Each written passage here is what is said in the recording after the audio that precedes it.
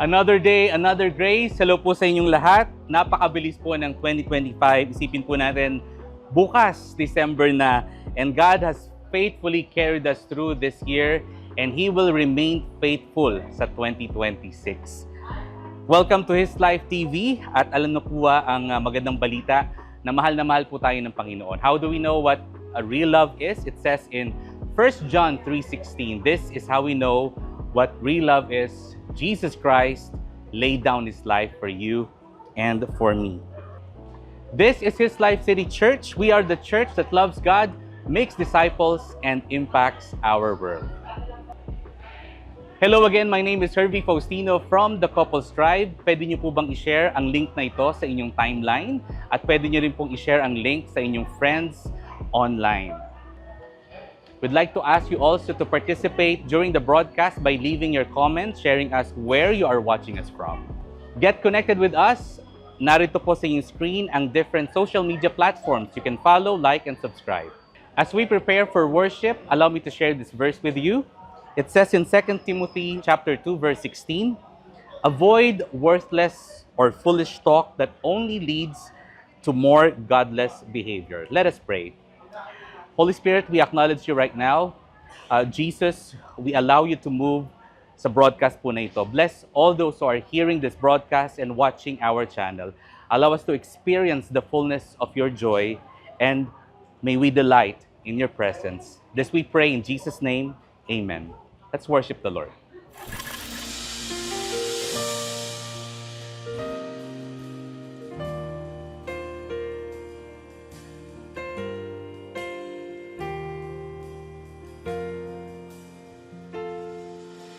Blessed are those who run to Him, who place their hope and confidence in Jesus.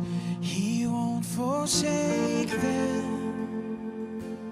Blessed are those who seek His face, who bend their knee and fix their gaze on Jesus. They won't be shaken. Come on and praise the sing if you love His name. Come on and lift your voice with me. He's worthy of all our praise.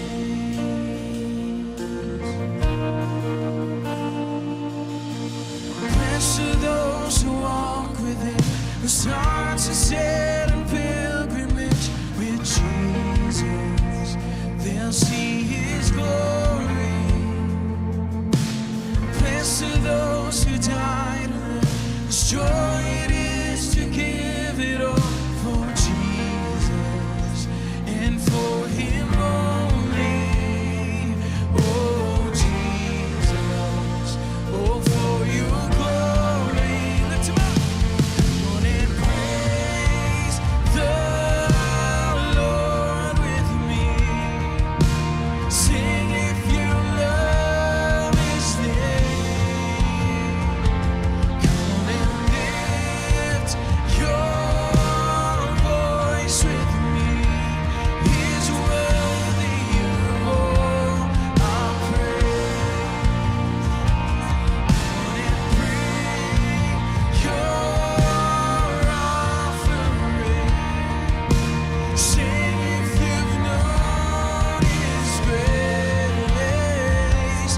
Come and lift up your holy hands. He's worthy of all our praise. Sing it out. Bless God in the sanctuary. Bless God in the fields of plenty. Bless God in the darkest valley. Every chance I get, I'll bless your name. Bless God when my hands are empty. Bless God with the praise that calls me.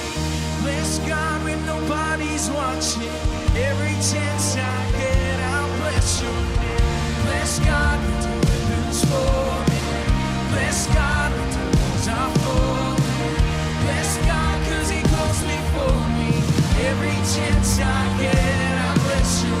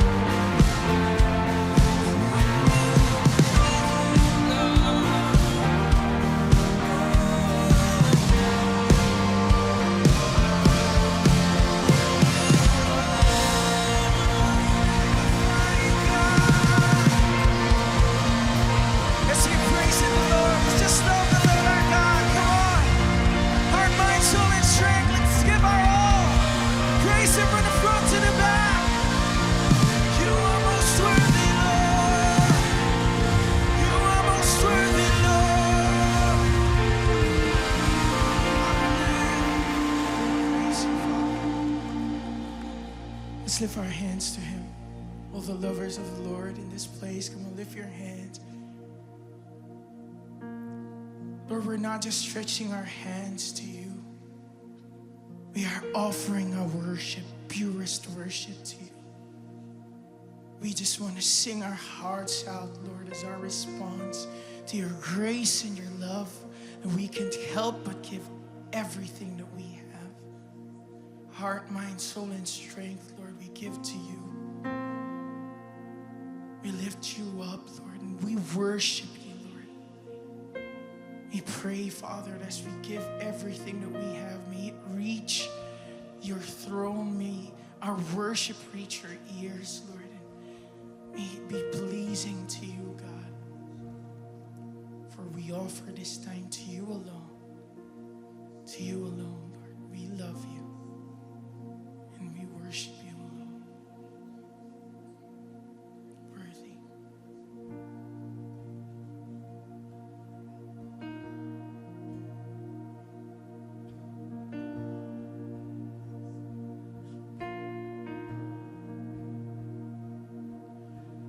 This is my desire, to honor You, Lord, with all my heart I worship You.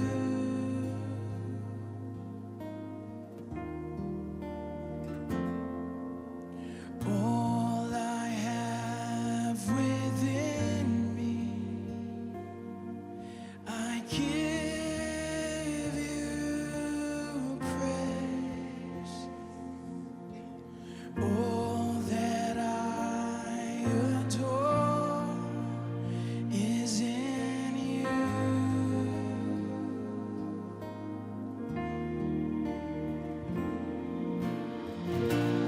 Lord, I give You my all. I give You my soul.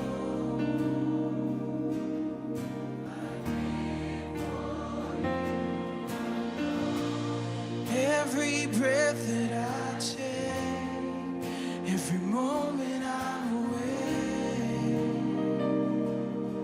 Lord, have Your way in me.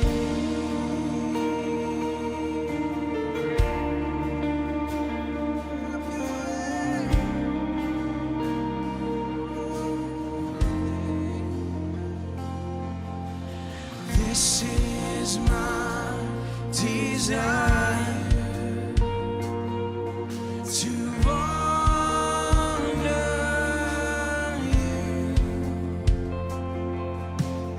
Lord, with all my heart I worship You. Yes, we worship You. It's all I have within me.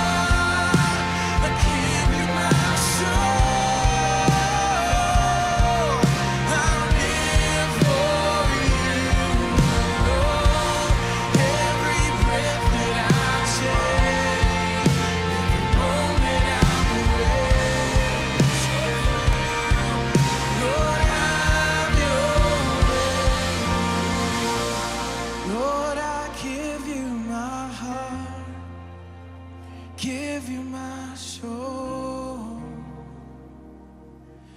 I live for you alone. Every breath that I take, every moment I'm awake. Lord, sing it one more time. Lord, I give. Lord, I give you my heart. I give you my soul. I live for you alone.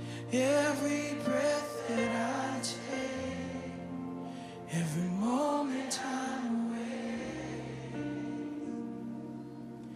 Lord, have your way in me.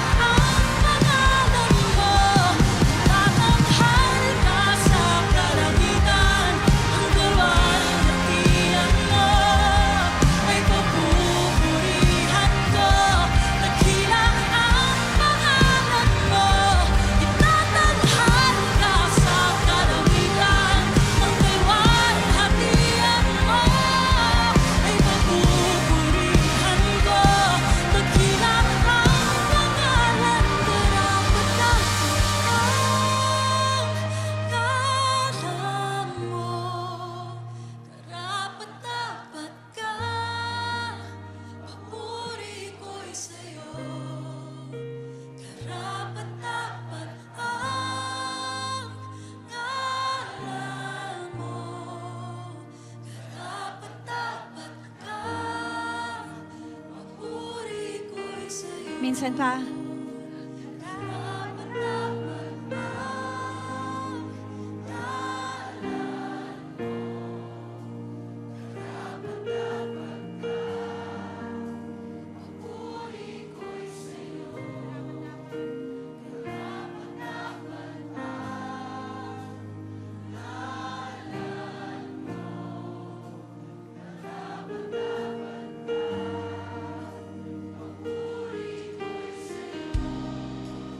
Come on, give him praise. Give him praise. Give him praise. Worthy, worthy, worthy, worthy. Hallelujah. Give him praise. Praise is unto the King of Kings and to the Lord of Lords. Worthy. Karapat dapat, O Diyos. Hallelujah, hallelujah, hallelujah. Hallelujah, hallelujah, hallelujah. Come on, give him praise.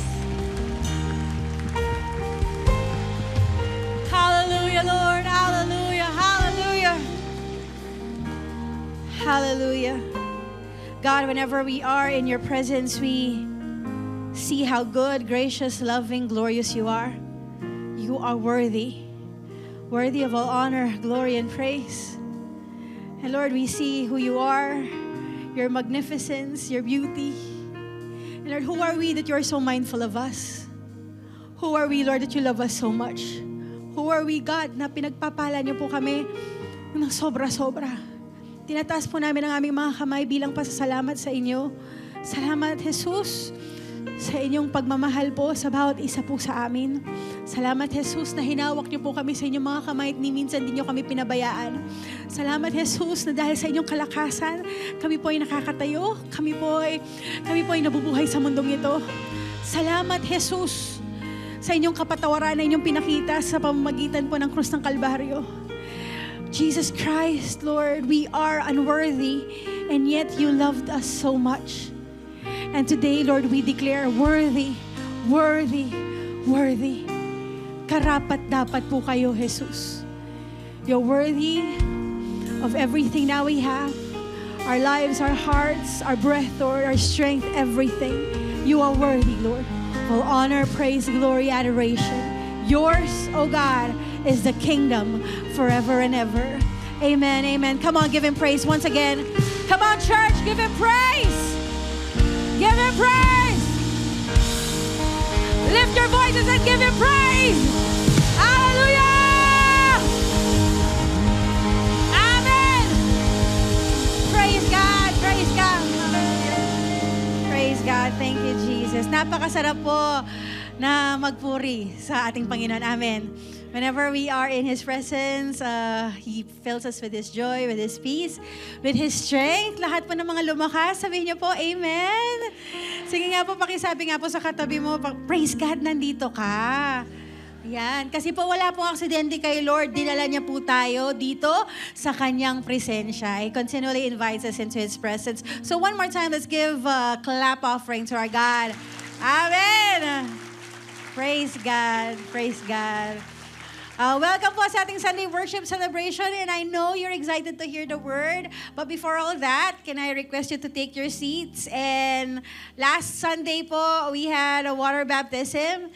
And a lot of people got themselves baptized. And here's a video so that we could see a glimpse of what happened last Sunday.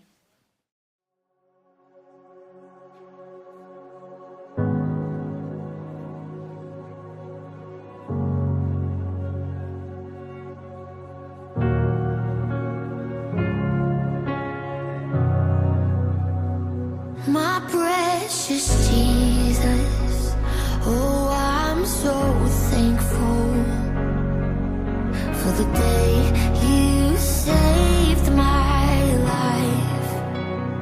As I remember, Baptism is not just being baptized individually lang. When we talk about baptism, you are being baptized into a family.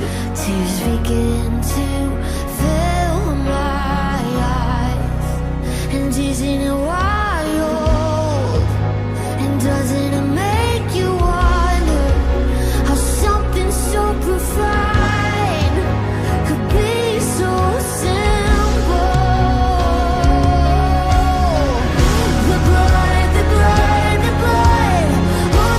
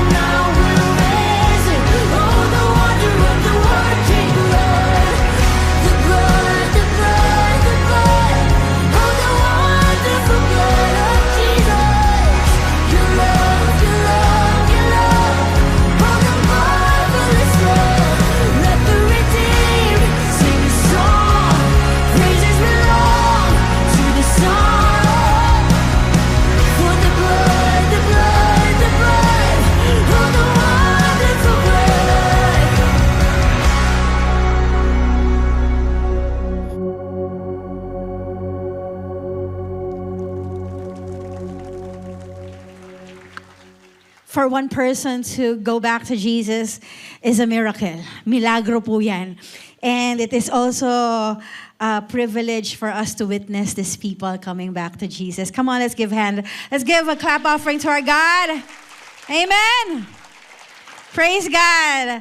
In addition to that, another praise report po, Batch 2 of Equip also finished its, nagkaroon na po ng completion day or recognition day. And yun po, more than 40 plus students completed C101 and more than 40 plus students completed Discipleship 201. Kaya nga po, blessing po talaga. Kapag na-witness po natin, yung mga tao nag-grow kay Lord, yung mga tao nagbabalik kay Lord, alam na alam mo kasi hindi yun gawa ng tao eh. Gawa po yun ng Diyos. Milagro po yun. Si Lord po ang gumagalaw doon. Amen po! Amen! Praise God! Sige, tignan mo yung katabi mo. Sabi mo sa kanya, may ginagawa pa si Lord sa iyo. Amen. Thank you, Lord. Okay. For the past couple of days or even weeks, one verse po na madalas ko pong naaalala, or one verse po na madalas pong nauulit-ulit nare-remind po sa aking isipan, is actually this short verse written by Paul. It says in Philippians chapter 1:21, "For to me, to live is Christ, and to die is gain." So I know, most probably you've heard of this verse or nabasa na po natin. Actually, sa Bible po, there are so many short verses that we can memorize instantly. This is one of them. Mabilis pong i-memorize. "For to me, to live is Christ, and to die is gain." Philippians 1:21. O sige po, practice. Sige, pakisabi sa katabi mo. Ayan. Memory verse mo tayo. Pakisabi sa katabi mo, "For to me, to live is Christ, and to die is gain." O, sige, wag titingin. Sabihin sa katabi, "For to me, to live is Christ, and to die is gain." Okay. So this is one very simple and very short verse, and we can memorize them instantly. However, kahit po short yan, napakalalim po ng ibig sabihin niya. And we can spend our entire life living it out. This is not just a verse to memorize, this is a verse to live out. Philippians 1:21, it is one of those verses na kung saan ipinapakita kung ano po talaga yung panawagan po natin bilang Kristiyano. Paul condenses the entire Christian life in these 8 words. To live is Christ, and to die is gain. Hindi ito slogan, hindi ito motivational line. Ito po ay life statement. Declaration po ito.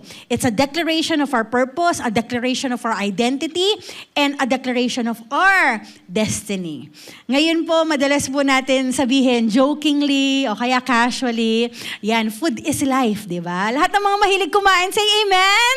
Ayan, food is life. O yung iba naman po, ang gustong-gusto nilang matulog kasi wala silang tulog kasi sleep is life.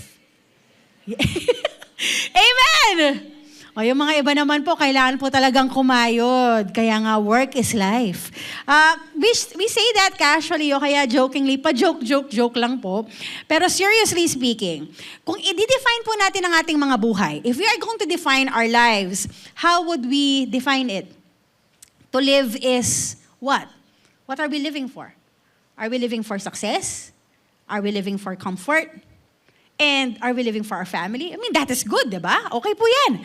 Are we living for the things of this world? These things are good in itself. Pero, if we're gonna make them the ultimate things in our life, na yung buhay natin iikot para doon po yung delikado. If we try to make success or career or comfort or even family as the ultimate things in our lives, dyan po nakabase yung buhay po natin, dyan po natin nilalagay lahat ng expectations natin, dyan po tayo nagiging delikado. Because these things could never serve as gods. They could only fail us. And to live for them would already mean that we are headed for failure. Kaya madalas po, when we try to live for success or comfort or even people, what happens is that we end up disappointed. Tama po ba? Because these things or people would never ever satisfy us. Yung mga puso po natin, it's not made for people, it is made for God. Not made for success, we're not made for careers, we're not made for pleasure here, we're made for the Lord. Kaya kay Pablo, klaro po siya. To live is Christ. What is your life for? To live is Christ. Philippians 1:21, mission statement po yan. Tsaka, hindi lang mission statement, kumpiyansa siya na kahit anong mangyari sa kanya, confident siya. It's a death confidence declaration.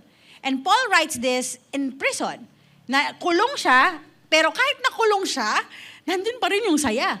Even in the midst of imprisonment, his heart is full of joy, full of peace, full of hope, full of purpose. Kaya nga po itong Philippians 1:21, it is a verse that summarizes the Christian life.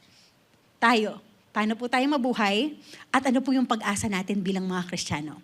Himayin po natin. Unang-una, to live is Christ. What does it mean? It means Christ is the center of our lives. Sa Kanya po umiikot ang ating mundo. Siya ang ating buhay. So, Christ is the reason that we wake up. Christ is the center of our decisions. Christ is our motivation. Christ defines our identity. Yan po ang ibig sabihin po ni Pablo nung sinabi niyang to live is Christ. In Tagalog po, hindi po bida si Paul sa buhay niya. Ang bida sa buhay niya ay si Kristo. Hindi na siya yung nagbibida-bidahan. Si Kristo na yung bida sa buhay niya. So when we talk about to live as Christ, having Him as the center of our lives, we're talking about Christ being our purpose. He is the purpose of our lives. Philippians chapter 1:19, sinulat po ni Pablo, sabi niya, "For I know that this will turn out for my deliverance." Paul was talking here about his imprisonment. So he was telling the people, the church at Philippi, "I know that this imprisonment will turn out for my deliverance through your prayers and the supply of the Spirit of Jesus Christ. And according to my earnest expectation and hope," sinasabi niya, "that in nothing I shall be ashamed." So kahit anong mangyari sa akin, hindi ako mahihiya. Sinasabi niya na, "But with boldness, as always, so now also Christ will be magnified in my body, whether by life or death." Let me read that again. "But with all boldness, as always, so now also Christ will be magnified in my body, whether by life or by death." Paul wants Christ to be magnified in his body, whether by life or whether by death. Kahit ano pang sirkumstansya, gusto niya ma-magnify si Jesus Christ. Yung magnify po dito, it means enlarge. It means to make visible. Na makita ang Diyos sa buhay ni Pablo kahit nandoon siya sa kanyang pinagdadaanan. Ang makita, hindi po ang buhay ni Pablo, pero ang makita ang buhay na si Jesucristo sa kanya. So, ang mga buhay po natin, our lives, they are a window for people to see Jesus. Nakikita po nila, maaaring hindi nila nakikita si Jesus sa ating mga buhay. So, kapag nakita ng tao ang buhay mo, si Kristo ba ang nakikita nila o ikaw? Baka kasi nga po, we're not living for Christ. And so, what happens is that they see more of us rather than they see Jesus Christ. But if we live for Him and He is our purpose, ang mas nakikita po nila ay si Jesus. Kesa po yung mga sarili po natin. Si Pablo, yung goal po niya, hindi na po tungkol sa personal niya, hindi na patungkol sa kanya. It was no longer about his personal ambition. It was all about the glory of Jesus Christ. All about Jesus Christ exalted. Kaya nga, every part of our life becomes centered on Christ. Our character, it means becoming more like Him. Our mission, it is making Him known. Our priorities, yung priority po natin ay sa mga bagay na may eternal value. Things that matter eternally. So when we talk about Christ is our purpose, nagbabago po lahat na nakasentro po sa ating Panginoong Hesukristo. Ang ating karakter, ang ating misyon, ang ating mga prioridad. So yung sinasabi po natin to live as Christ, it's more than a verse. It becomes the definition of our lives. Yan po yung nagiging patungkol ang ating mga buhay. So ngayon po, God is asking us to lay down. I-surrender natin. Lay down every rival, every goal, every dream or fear or ambition na kumuha sa ating mga puso that has taken the center. Maari po kasi madalas, itong mga bagay na ito, hindi naman yan, hindi naman kaagad-agad na alam natin yan yung sentro. Hindi, madalas subtle yan. Alam natin si Jesus Christ yung center ng buhay po natin. Pero subtly, we tend to have our decisions based on the things that we need or based on comfort or based on what we want. It's very subtle. Tapos, magugulat ka na lang, umiikot na pala yung mundo mo, hindi kay Kristo, pero sa mga bagay na ito. So it's a time wherein we assess, am I still living for Christ? Is Christ my purpose? So we lay down. We lay down every rival, every goal, dream, fear, or ambition that has taken the center. This week po and for the next month, December na po, Merry Christmas! Malapit na ang Pasko. Malapit na rin po yung mga deadlines. Maraming kailangan tapusin. Maraming kailangan i-meet. Ang daming kailangan gawin. So very busy ang mga people. Let our priorities, our schedule, and our choices magnify Christ as the center of it all. Not about us, but all about Him. Amen. Our priorities, it shows our purpose. So let's ask ourselves, ito bang decision na ito? Does this decision make Christ visible? Does this bring me closer to Him? Does this reflect His character? Itong mga ginagawa ko bang ito ay mas nakikita po ang aking Panginoong Hesukristo? Jesus Christ wants more than a place in your life. He wants to be the purpose of your life. Hindi po ina-add lang si Jesus sa buhay po natin. Hindi po. Either He is the Lord of all or not at all. He is our life. He's not just an addition to our life. He is our life. So when we talk about to live as Christ, it means Christ is our purpose. It also means Christ is our power. Ang kalakasan po natin, hindi po galing sa atin. Ang kalakasan na meron po tayo ay galing sa Kanya lamang. Amen. Sige, palakpakan po natin ating Panginoon. Amen. Sinulat din po ni Pablo, Galatians chapter 2, verse 20, he wrote, I have been crucified with Christ. It is no longer I who live, but Christ who lives in me. Let me emphasize that. Christ who lives in me. And the life I live now in the flesh, itong buhay ko ngayon, sa mundong ito, I live by faith. I live by faith in the Son of God who loved me and gave Himself for me. So sinasabi po dito, I have been crucified with Christ. Ang dating ako ay pinako na sa krus. Hindi na ako yung dating nabubuhay. Ang nabubuhay na sa akin ay ang Panginoong Hesukristo. Amen. At ang buhay kong ito ay hindi na patungkol sa akin. The life I live now in the flesh, hindi na ito patungkol sa akin. It's all about trusting God, having faith in the Son of God, na minahal ako ng sobra-sobra, na namatay sa krus para sa akin, who loved me and gave Himself for me. So when we talk about Christ is our power, this is very crucial. This is a crucial verse. Why? Christ who lives in me. So Christianity is not about trying harder. Praise God, nakakayanan mo maraming bagay. Kaya mo yan, yung mga, kaya ko to. Pero hindi yun patungkol, hindi po yan, that is not Christianity. Christianity is not trying harder. Hindi ito, kaya ko to. Kasi madalas hindi po talaga natin kaya. Christianity is about Christ living in you and His power working in you. Ulitin ko po, Christ lives in you. Christ lives in us. And He will do exceedingly abundantly above all we ask or think, according to the power that is at work in us. Amen. Hindi ka po niligtas ni Kristo para iwan kang mag-isa sa laban. Siya po yung lakas po natin, araw-araw. Amen. He is our strength. So as Christians, we do not simply follow Christ. Christ lives in us. Amen. Sarap po nun. Kasama po natin siya. At pinili niyang manahan po sa atin. Banal na tahanan, sabi nga po. Si Pablo, he faced trials, persecution, imprisonment. Pero hinarap niya po ito ng may tapang. Bakit? Kasi alam niya, yung kalakasan niya galing sa Panginoon.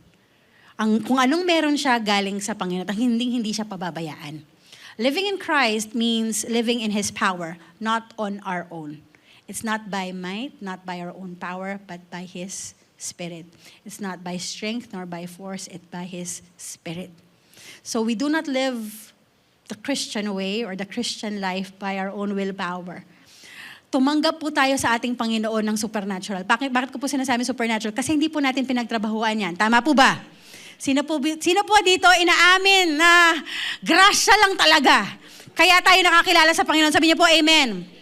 It is by grace. It is a supernatural work of God, and that is the reason why we are here, praising the Lord, able to say hallelujah, praise Him, able to come to our relationship with Him. However, we have this tendency that once we receive Jesus Christ, we try to walk our Christian life on our own. tinatry nating gawin ito on our own strength, gawin ito on our strong. Samantalang, from the very start pa lang, it's never about us or what we have done. Yung tayong contribution po natin ay yung repentance at yung paniniwala. But all the other work, si Lord na po ang nagtapos sa krus. So, kay tayo po, as we walk in that Christian life, again, we have this dependency. We have this trusting on God. Kasi kung tayo lang, di pa rin natin kaya. Si Lord lang talaga. Amen. Christ living in us, His power working in us. Amen! Amen. Meron pong a woman of faith. Her name is Corrie ten Boom. And she is a known figure, lalo na po, survivor po siya ng Holocaust. After surviving po Nazi camps, si Corrie ten Boom was preaching in Germany. And a former Soviet guard, the very guard who abused her sister, approached her. Nilapitan po si Corrie ten Boom and said, Fräulein, will you forgive me? Sabi. Naghihingi ng kapatawaran itong guard na ito kay Corrie ten Boom. Itong guard na ito ang siyang nag-abuso sa kapatid po ni Corrie ten Boom. Si Corrie ten Boom, she froze and she had no strength to forgive. And so what she did was she prayed, Jesus, help me. Help me. And Christ's power flowed through her. And she took the man's hand and said, I forgive you with all of my heart. Sabi niya. And Corrie ten Boom said, kung ako lang, I could not forgive. I could not forgive. But Christ in me did. Jesus Christ forgave. And so I forgive. To live is Christ. Sige, sabi mo sa katabi mo, I forgive you. May lambing pa. Minsan po, feeling natin di talaga natin kaya gawin ito para may pinapagawa sa Lord. Tapos, Lord, I can't wag you. Hindi ko po kaya. Lord, hindi ko po kaya. Talagang hindi po natin kaya. Pero dahil po sa kapangyarihan ng Diyos, mangyayari po yung imposible. Amen. The impossible becomes possible. Amen. So if Christ is our life, no prison, no diagnosis, no hardships, or even disappointments, they have no power to break us. Bakit? Oo, sabihin natin makapangyarihan ng mga to, pero mas makapangyarihan ng Diyos natin. Mas malakas ang Diyos natin. Amen! So, sabi nga po, again, sinulat po ni Pablo, I am pressed but not crushed, persecuted, not abandoned, struck down, but not destroyed. Why? Because our strength comes from Jesus Christ Himself. Our strength comes from Jesus Christ Himself. Again po, si Paul, sinulat po niya ito sa prison, sa Philippi. Kahit nasa prison siya, sabi niya, to live is Christ. Sabi niya, kahit ano pang mangyari, I won't be ashamed. To live is Christ. So, ibig sabihin, kahit may problema, sino pong walang problema? Say amen? O, diba? Lahat may problema. Gising sila okay. Kahit may problema, Christ is enough. Amen? Kahit may sakit, Christ is present. Amen? At may disappointment talaga, pero Christ is faithful. Amen? Amen? So, when we talk about to live as Christ, binabago po Binabago po yung paano tayo mag-isip. It transforms how we think, it transforms how we live, and it transforms how we love. We forgive because He forgave us. We serve because He served us. And we love because He first loved us. Jesus Christ in me. Whatever trial that you are facing right now, we face it with courage. Harapin natin ng may tapang. Bakit? Si Lord, kasama natin si Lord at hindi lang yun. Christ is with us. Not only that, Christ is living in us. Empowering us. Amen. Yan po ang rason kung bakit po tayo pwedeng tumayo. Yan po ang rason kung bakit pwede tayong gumawa po ng hakbang ng pananampalataya. Yan po ang rason kung bakit po nagawa po nating sumunod sa Kanya. Amen. Christ living in us and His power flowing in us. So to live in Christ means Christ is our purpose, Christ is our power, and Jesus Christ is our pleasure. Psalm 16:11, the psalmist wrote, "You make known to me the path of life. In your presence, there is fullness of joy." Grabe po yung psalmist. Sabi niya, yung buhay talaga, yung path of life, yung life and life to the fullest, hindi mo mahanap yan sa ibang bagay eh. Kay Lord lang. Amen po. We have tried so many things, but these things never, or kung sabihin natin kung masatisfy sandali lang. 1 minute, 2 minutes, temporary. It's temporary satisfaction, but not really enough. Not really enough to fully satisfy us. Saan po natin mahanap yung fullness of joy? Saan po natin mahanap yung full satisfaction? Only in Christ. Only in Jesus Christ. So pag sinabi po natin to live in Christ, it means Christ is our pleasure. Mas masarap pong kasama si Jesus kesa sa kasalanan. Amen po. Mas masarap sumunod kay Jesus kesa sumunod po sa mundo. Amen po. At mas mahalaga yung presensya po niya kesa anong pang tagumpay. I mean, praise God for all the blessings that He has given us. Praise God for answered prayers. Pero, si Lord lang talaga eh. Diba? Only Jesus Christ. Wala nang iba. Walang kapantay. Walang katulad. Amen po. Christ is our pleasure. Sige, palakpakan po natin ang Panginoon. When we say that Christ is our pleasure, we mean Christ is not just a useful, meaning we don't just go to Him when we need something. We see Him beautiful. We see Him glorious. We see Him in all His glory, majesty, power. Hallelujah. Maka-in love, hanapin. Go back to your love, your first love. You find our joy. You find your joy in Him. Again po, si Billy Graham, a well-known evangelist, in his later years, he was asked, what keeps you going? Tanong po nila kay Billy Graham. At ang sagot po niya, I have found my joy in Christ. Not in the crowds, not in the applause, not in the fame. And if you know Billy Graham, he has preached to millions of people. He is very much well-known. He has been a spiritual advisor to many presidents. And yet, ang sabi niya, I have found my joy in crowds, I have found my joy in Christ, not in the crowds, not in the applause, and not in the fame. Kahit po nung nagkasakit na po siya, nang hina na yung katawan niya, ang sabi po niya, I am closer to heaven and closer to Christ. And I am more joyful now than ever. Yung puso niya, it's about Christ already. His pleasure was in Christ. Sa lahat po sa atin dito, everything in this world, mawawala po yan, can be taken away. Money, health, relationships, and even opportunities. But if Christ is your life, your greatest treasure can never be taken. Amen. Our greatest treasure is Jesus Christ. So, reminder po para po sa atin, we're gonna be busy for the next couple of weeks. Let's not build our lives around temporary things. Let's not cling on to things na temporary lang, mawawala. Instead, we live for Christ. We live for Christ and we ask Him, Lord, may You be our purpose. Lord, may You be our power. And Lord, may You be my pleasure. Lahat po ng gagawin ko po para po sa inyo. To live, it's not about money. To live is not for money. Hindi po tayo ginawa para magtrabaho. Hindi po tayo ginawa para po nun magkapera. Hindi po tayo ginawa. We were not made for money. We were not made for success. We were not made for comfort. We were not made for our reputation. We were not made for fame or even pleasure. We were made for Jesus Christ alone.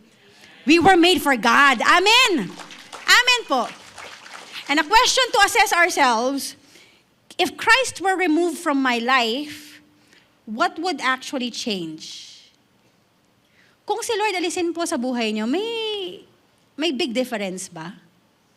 O same lang? Para sa tao na kung saan ang buhay niya ay si Kristo, alisin mo si Kristo, hindi niya kakayanin. Pero para sa isang tao na nabubuhay para sa mundo, alisin mo si Kristo, same lang. Walang magbabago.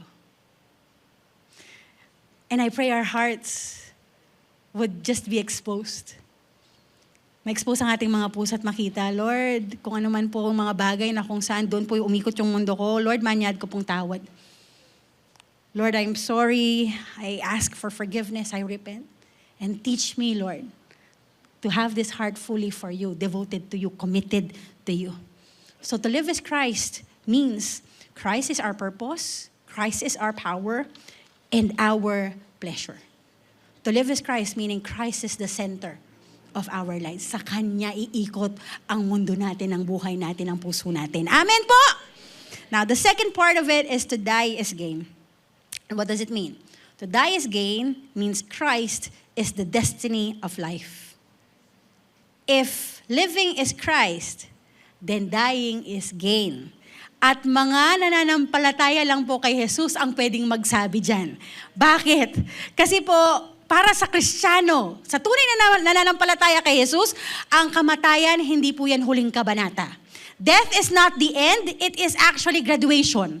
Level up. Para sa isang taong nananampalataya sa Diyos, ha? Because when it comes to a believer, death is coming home to Jesus Christ. Death is stepping into the fullness of our salvation, fullness of joy. So 2 Corinthians 5:8, again, si Paul po ang sumulat dito. Ang sabi niya, we are confident, yes, well-pleased rather, to be absent from the body and to be present with the Lord. Hindi po siya tatakot. Hindi siya natatakot sa kamatayan. Ang sabi niya, we are confident. Confident na kami, kahit absent na kami sa body, wala na kaming, kinuha na kami ni Lord, na kay Lord na kami, confident kami. Well-pleased kami, sabi. Why? Because death is gain. For those who have put their faith in Christ Jesus. Death is gain because of Christ Jesus, we gain eternal life. May buhay na walang hanggan. Death becomes a doorway to the glory of God. And death becomes a doorway wherein we gain freedom from pain and sin. Because after death, there is that. When Jesus Christ comes again, nandun yung resurrected body. We gain perfect rest. Wow, perfect rest. Perfect fellowship and perfect joy. We gain rewards even. Anong rewards? I mean, yung mga pagtatrabaho po natin dito para sa Kanya, faithfulness on earth is rewarded in heaven. And it says in 1 Corinthians 15:58, yung po mga nananampalataya sa Kanya, na nagtatrabaho para sa Kanya, it is never in vain. Walang sayang sa lahat ng mga pagpapagod mo para kay Kristo. Trabaho man yan, o sa pamilya mo yan, if you offer it to God, it's worship. If you offer it to the Lord, it's for the Lord. And it's never in vain.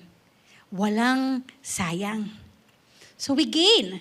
Death is gain because we gain eternal life. We gain freedom from pain and sin. We gain a resurrected body. We gain a perfect rest. Ang sarap naman ng perfect rest na yan. Perfect rest, perfect fellowship, and perfect joy. We gain rewards. But most importantly, we gain Christ.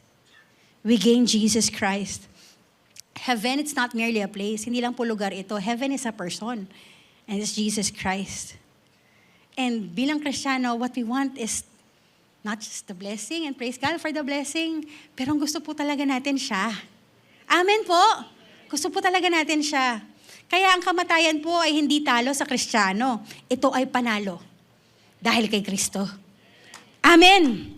Amen. Again, si Billy Graham, he was asked what is his view? What was his view of death? And Billy Graham once said, by the way, Billy Graham passed away already at the age of 98, I think, or 99. Was it 95 plus? Very ripe age. And then he said, one day, you will hear that Billy Graham is dead. Don't you believe it, sabi. Huwag kang maniwala. I will be more alive than ever because I will be in the presence of God. I mean, this is his point of view when it comes to death. It's a view of confidence, a view of hope, a view of anticipation. Alam niya kung saan siya pupunta. To die is gain because he knows where he is going. Sa atin po, bilang Kristiyano, we grieve, yes, but we do not despair dahil po alam po natin kung saan po tayo pupunta. Bilang mananampalataya, ano po dapat yung tingin po natin sa kamatayan? It is, I pray that when we look at death, it is not with fear, but with hope. It is not with despair, but with confidence in Christ. That we would see death as not the end, but a doorway. A doorway to gain, a doorway to glory. Si Paul po, again, sabi po niya, for to me, to live is Christ, and to die is gain. Nasabi niya po na to die is gain dahil si Kristo ang pinaka malalim, Christ is His deepest love. Christ is His greatest treasure. Sabi po niya, di ba, I count everything as nothing, as garbage, sabi niya, compared to the priceless gain of knowing Christ. Lahat ng ito, walang saysay. Kumpara sa pagkakakilala kay Jesus. And so Jesus Christ was His ultimate treasure. Jesus Christ was His deepest love. And He was able to say to die is gain. Bakit? Kasi makakasama na niya talaga si Jesus. Pero yun nga nandun pa rin yung to live is Christ. And we can only say to die is gain when we live for Christ. And Paul said that because yun nga mahal na mahal niya si Jesus. You cannot gain in death what you do not treasure in life. We treasure Jesus Christ here. And so when we pass away, or Jesus Christ comes to take us home, siya din ang makakasama natin. Hindi pwede nga, Lord, gusto po kita, kaso pag namatay na lang po ako, doon po kita ipaprioritize. Hindi, dito pa lang. I-prioritize po natin siya. Lord, bisa ko pumunta heaven, Lord, pero mag-enjoy ko pa kaya na. I mean, yes. Gusto po natin mag-enjoy. Tama po, di ba? Di ko na po itatanong kung sino na po yung ready magpakuha. Pero, hindi ko itatanong. Pero, ito po, di ba? May times na we want heaven so much, but we don't want Jesus Christ here. We don't want to live for Him here. We want to live for ourselves. We cannot gain the treasure of heaven if you do not know how to treasure Him here. Amen po. So when we talk about to die is gain, Paul was clear. His greatest treasure, His deepest love is Jesus Christ. Kaya nga po yung preaching last Sunday, we ask God to revive our love for Christ. We seek Him in His Word. We worship Him with joy. We walk with Him daily. And we let our hearts beat for Christ alone. Kay Lord lang. And death will become nothing but a doorway. A doorway to His glory, a doorway to Him. To more of Him. Amen. To live is Christ. To die is gain. Pero parang, saan ba ako, Lord? To die is gain, to live is Christ, to live is... Napanalangin niyo na po ba minsan sa buhay niyo, Lord, pagod na po ako, kunin niyo na po ako. Hindi niyo pa, praise God. Pero kung napagod na kayo at napanalangin niyo na yan, okay lang yan. Pero, have you ever been so broken about everything that has been happening? And the prayers, Lord, datang na ka. Again, to live is Christ, to die is gain. And nandyan po yung tension talaga. Di mo alam kung saan. And Paul even had that same feeling. Philippians chapter 1, 21, 22 sabi, for to me, NLT, for to me, living means living for Christ and dying is even better. Dying is even better, di ba? Sabi niya, to die is gain. 22, but if I live, pero kung ako mabubuhay, sabi niya, I can do more fruitful work for Christ. Since ako buhay, I can do more fruitful work for Christ. Since tayo buhay, may magagawa pa po tayo. May pinapagawa pa ang Diyos. Amen. May assignment pa tayo. Amen. Amen. May purpose pa tayo. Amen. There is a purpose while we remain. Kung tayo humihinga, ibig sabihin may purpose pa. Yung katabi mo, may purpose yan. Si Paul, may purpose pa during that time, kaya he stayed alive. He stayed alive not for himself, but he stayed alive for the sake of others. And so he served, he encouraged, he built up.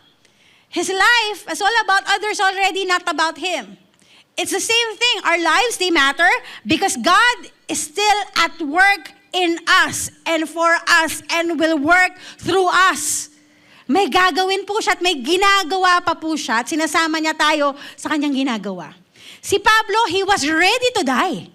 He was ready anytime. But also, he was willing to live. Kasi marami na po na sobrang despaired, sobrang frustrated, sobrang disappointed, na ready mamatay. Pero ayaw nang mabuhay. Ayaw nang, they're not willing to live anymore. We are here right now, yes, we're breathing, but we're not living. Do you get it? And Paul here is saying, yes, I know your desire for heaven. I know your desire for Christ. But while you are here, be willing to live for Christ. Be willing to live for His glory. Be willing to live for His purpose. And living means having this fruitful ministry. Nandito tayo kasi may pinapagawa pa ang Diyos sa atin. Tingnan mo ulit yung katabi mo, sabihin sa kanya, may assignment pa sa'yo si Lord. There are people to love, there are prayers to pray, there are encouragements to give, there are souls to reach out. So wag po nating sayangan ang ating mga buhay. Let's spend our lives for Christ because every act done for His will echo in eternity. Again, there's this one woman, may terminal illness, may terminal cancer na. And this woman, this young Christian woman with terminal cancer told her pastor, I'm not afraid to die. I mean, she still, kumbaga, ginagawa pa rin niya lahat para nun kumayap niya, para nun mag-heal siya, mag-recover siya. Pero ito po sabi niya, I'm not afraid to die. I'm just afraid I won't finish what Christ wants me to do before I go. So her focus wasn't on extending her life. Her focus was on fulfilling Christ's purpose habang may hininga siya. E tayo po minsan, di ba, hey Lord, wag mo muna akong kunin hanggang di pa ako nag-aasawa. Lord, wag mo muna akong kunin hanggang di pa ako nag-travel. Wow, Lord, wag mo muna hanggang di pa ako nag-milyonaryo. Wait lang. Ito po, our focus is not on the things of this world. Our focus is on what Christ wants to do in us, for us, and through us. Christ-centered living means we measure days not by comfort, but by purpose. Again, si Paul, sabi po niya, if I live, I can do more fruitful work for Christ. So I really don't know which is better. Nakita niya, siya mismo, may tension. To live is Christ, to die is gain. I'm torn between two desires. I long to go and be with Christ, which would be far better for me. Kung sa kanya lang, mas gusto na niya nakasama na si Jesus. Pero, meron pa siyang purpose, meron pa siyang kailangan gawin. I can do more fruitful work for Christ. We long for heaven, yes, yet we serve faithfully on earth. We desire Christ's presence, yes, yet we lived out Christ's mission. So katulad po ni Pablo, whether life or whether death, let Christ be magnified. Let Christ be exalted. At kung pong si Kristo ang siyang lahat-lahat po natin, nothing can be truly lost when Christ is our everything. Bilang mananampalataya, huwag po tayong matakot sa kung anong meron pong hawak-hawak ang hinaharap. Let us not need to fear the future nor fear death. When it comes to death, pinako na po yan sa krus. Christ is better. Christ is victorious. And He has used that for our good. Death is not a loss, but a gain. A homecoming, a promotion, a reward. At hayaan niyo po itong katotohanan na ito ang siyang magpalaya sa atin sa takot. At kapag malaya tayo sa takot na yan, we can live boldly, we can love deeply, and we can serve joyfully. Knowing that in Christ, our future is secure and our eternity is glorious. Para po sa atin, para po sa iyo, what is your to live is? Si Paul, to live is Christ. Ikaw, if you're gonna fill in the blank, ano yung sa'yo? To live is what? And you would see it in your choices, you would see it in your decisions, you would see it in your schedule, you would see it in your priorities. What is your to live is? And this may be an exposure of our hearts. Na-expose yung puso natin. Pero I pray that we would realign our priorities. Let us not live for money. Let us not live for work. Let us not live for approval or for achievements. Let us live for Christ. Only Christ gives eternal value. Again, Philippians 1:21, for to me to live is Christ and to die is gain. More than a verse, it's a lifestyle. It's a mission, a confession. It's a joy, it's security. Pag sinabi po natin to live is Christ, we want Him known in our life. We make Him our life and our purpose. Pag sinabi po natin to die is gain, we make Him our treasure. Pag sinabi po natin to live is Christ, to die is gain, so whether we live, whether we die, kay Lord naman tayo, kaya okay lang. Kahit ano pang mangyari, amen? We belong to the Lord. Amen po! Tanungin po natin ating sarili, is Christ your life? Is Christ my life? Is Christ my purpose? Is Christ my treasure? Is death gain for me? Again, we cannot say to die is gain unless we say to live is Christ. To live is Christ. Minsan pa sabihin mo sa katabi mo, for to me, to live is Christ, and to die is gain. Amen. Sige po, tayo po lahat ay tumayo. Hallelujah. Sige, minsan pa sabihin mo sa katabi mo, ayan, memory verse na yan. Philippians 1:21. For to me, to live is Christ, and to die is gain. Bow your heads, close your eyes. Father, Lord, thank you for reminding us, Lord, what we are really, truly made for. We are not made for this world. We are not made for success or comfort or even people. That we are made for you. Our hearts, our lives were created for you, for your glory alone. Hayaan niyo po na mga pusong ito, Panginoon, ay magbalik loob sa inyo. Hayaan niyo po na mga desisyon po namin ay patungkol po sa inyo. Tunay nga po, Diyos, Lord, maging totoo po. To live is Christ, Lord. To live is Christ. Jesus Christ, you are our purpose. Jesus Christ, you are our power. And Jesus Christ, you are our pleasure. Sanctify our hearts, Lord. Make them faithful, Lord. And we offer them to you for your glory alone. Karapat-dapat po kayo, Jesus. Come on, lift your heads and just worship Him right now. He is worthy. Worthy of our hearts, worthy of our lives, worthy of everything that we have. Amen.